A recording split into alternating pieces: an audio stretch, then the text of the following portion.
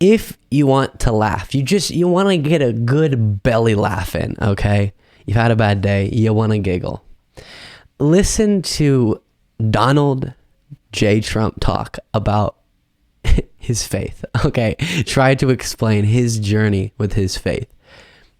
Which, by the way, when I come across clips like the one I'm about to show you from a recent interview of Trump, a little part of me honestly gets confused, and I'm like, wait, why'd they ask him about his faith? Are we still pretending that Trump is at all religious? Oh yeah, oh my goodness. People still act like Trump is this Christian. The guy who is currently in the middle of a civil trial for being accused of rape and has been criminally charged in relation to possible crimes committed while covering up his affair with a porn star. That guy is the icon for the conservative Christian movement. And nothing proves the fact that this is all just a joke more than listening to him talk about. I can say I don't think he can prove the point that I'm trying to make here better than anyone by walking through his own journey.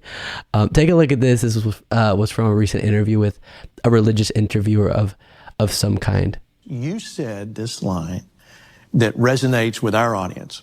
You said, we don't worship the government, we worship God. That's right. And you held up your Bible. Now, that's up to that point, I don't think I had ever seen in any president do that in that fashion. So I think a lot of American conservative believers especially want to know, what was it like? Your faith is very important to you. You've said that publicly, your faith is important. But what does that mean to the man, Donald Trump? Well, I think it means a lot of things, but more to perhaps your listeners and the people that will watch this show. And it's a very large group of people. For instance, I was the only president ever go to the big rally they had in Washington, which they have on a yearly basis, but I was the only one ever to go as a president, sitting president for life.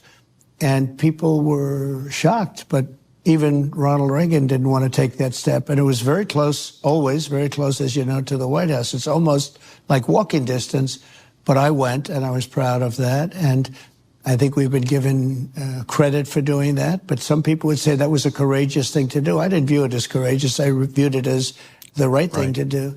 Sir, what does your faith mean to you? Well, a lot of people thought it was really courageous of me to go to this pro-life event, and like they cheered a lot for me at it, and I don't know, they say it's courageous. They say I'm really handsome. I don't know if that's true or not, but I would say that's my journey with God. I'm really close with God because he's right here.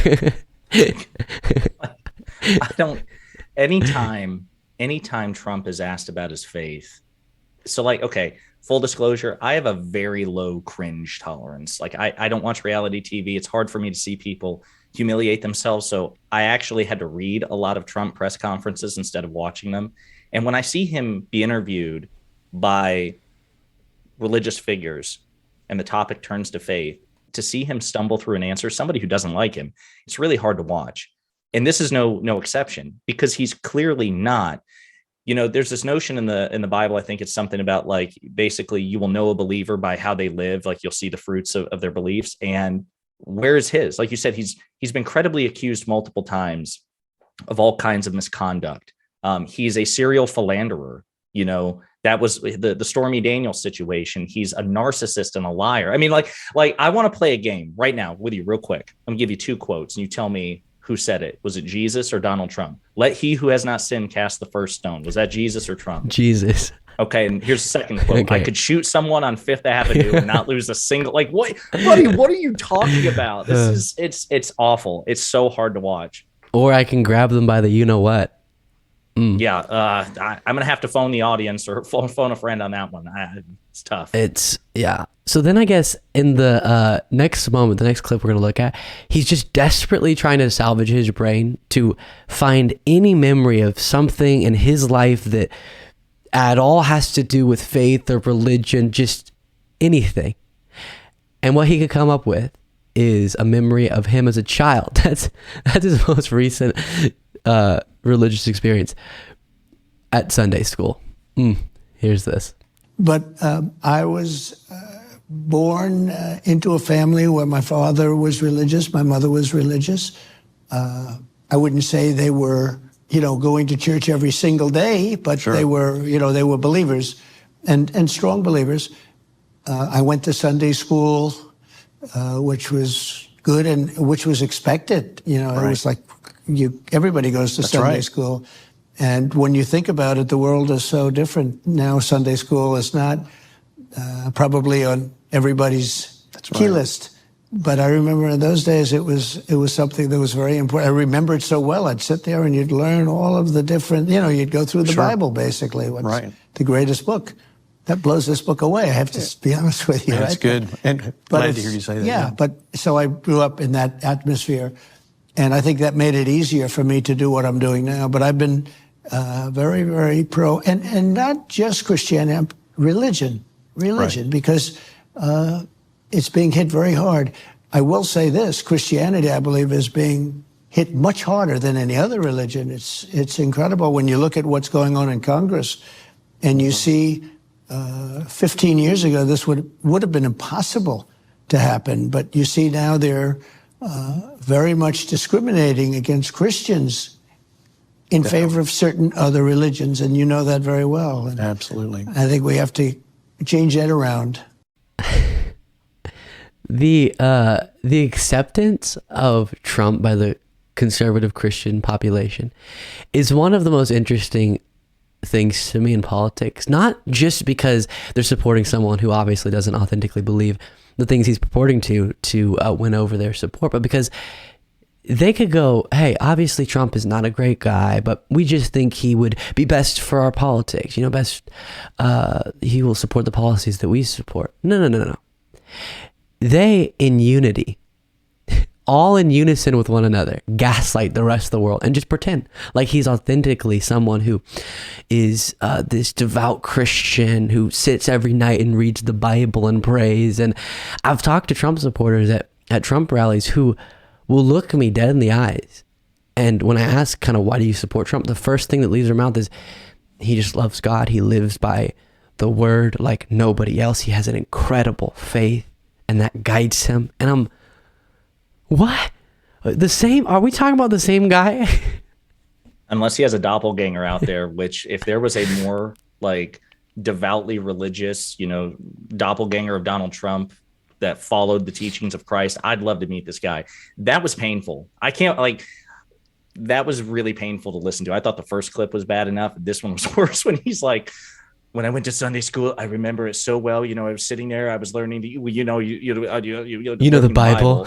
Right? Like, oh man, like he can't even, this is the frustration. So people talk about how Trump is such a great brander and how he has his own brand of charisma. And I guess technically he does, but he teed himself up. Like he didn't have to volunteer the lie that he remembers his Bible study, his Sunday school so well.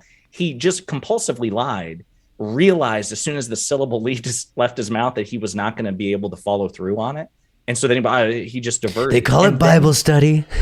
Yes. And then to go off on the idea that, Christians in this country are being persecuted, whereas right now there's a bill in Texas that's going to mandate that the 10 Commandments be put back up in school in every classroom. Really? Like, really, Donald? It's madness.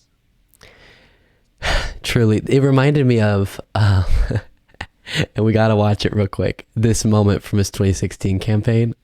You mentioned the Bible. You've been talking about how it's your favorite book. And you said, I think last night in Iowa, some people are surprised that you say that.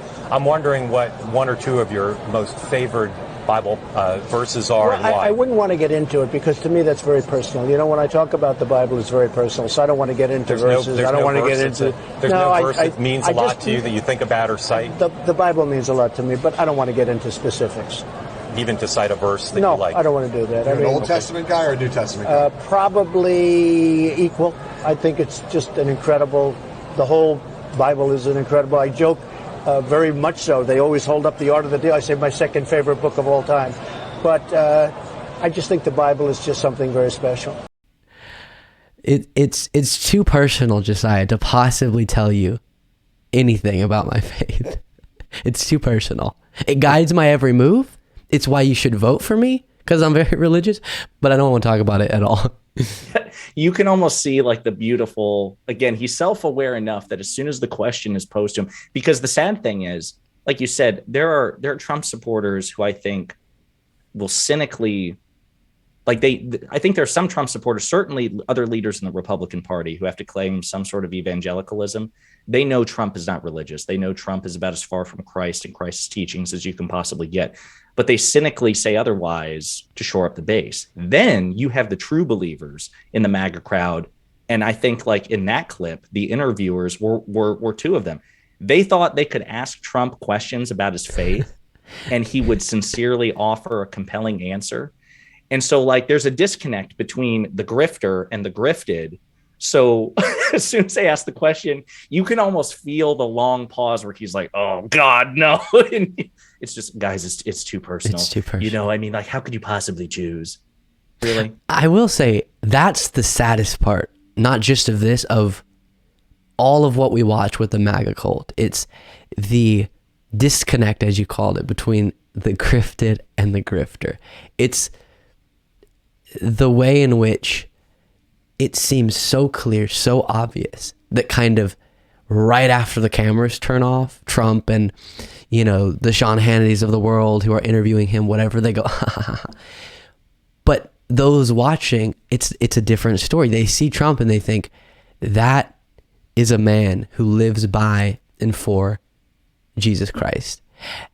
And it makes me just really, my brain can't process that that's something that exists.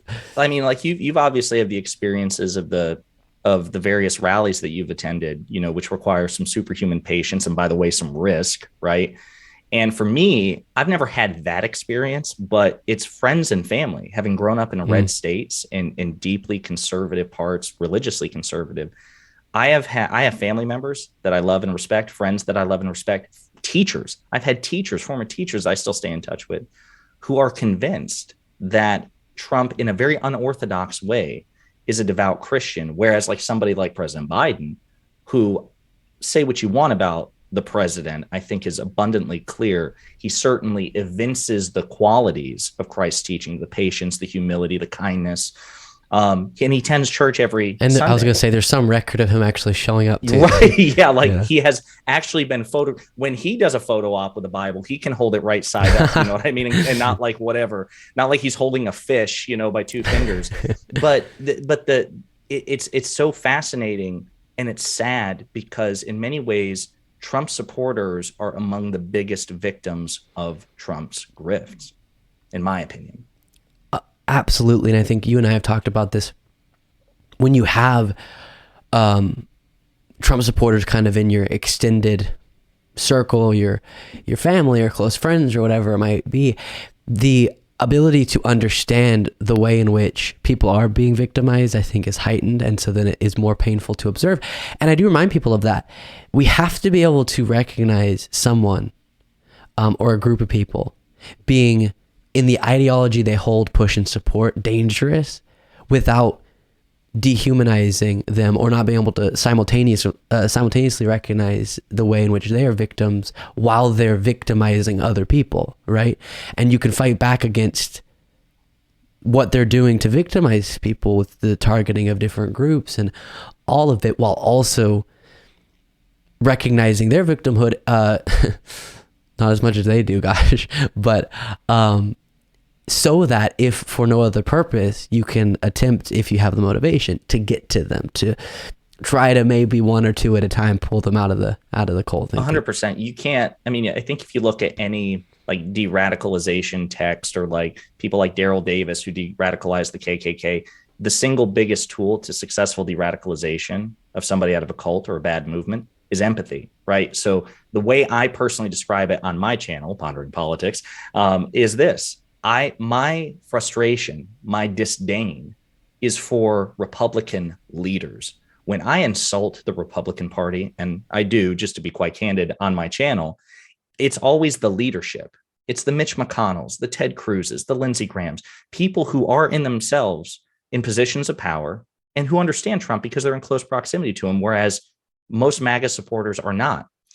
My disdain does not extend to most Trump voters because they are themselves, number one, they're not in a position to really understand Trump the way that Republican leaders do. And number two, they are victims of him as much as anybody. So to me, when people, push back against Republicans, the focus should be on Republican leaders who don't really deserve the same level of empathy that Republican voters do, in my opinion. Yep. I 100% agree. Hey, before you go, Josiah here, good friend of mine, has had a YouTube channel, but now it's come alive. He's launching it 2.0. And thus, I want to use kind of the outro video today to say, go subscribe to his channel. Tell them why, Josiah. So if you like progressive values married with pragmatic policy, and you like the Republican Party being called out for the threat they are, I'd appreciate it if you throw me a like and subscribe at youtube.com/ponderingpolitics, one word.